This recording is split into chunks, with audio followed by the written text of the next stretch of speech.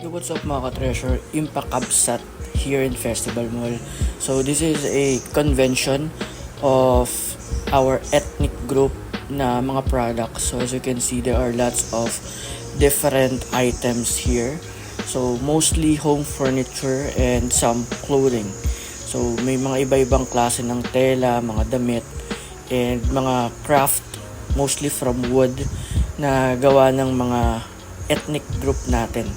So, napakaganda ng pagkakagawa ng mga yan. As you can see, itong mga damit, barong at saya, and some other dress na meron dito. It's really nice to look at. Medyo, syempre, pricey.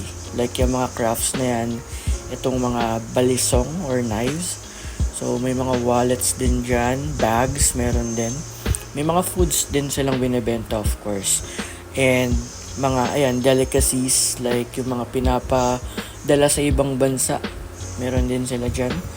And ito yung pinaka nagustuhan ko, a woodcraft ng Philippine Eagle. So napakagandang tignan, syempre mahal yun, of course.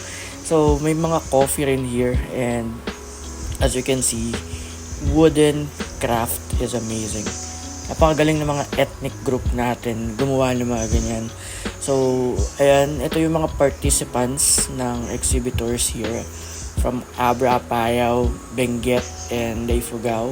So, ayan yung mga items nila. So, kung meron kayong maaabutan ng mga ganitong convention, let's try to participate, let's try to buy.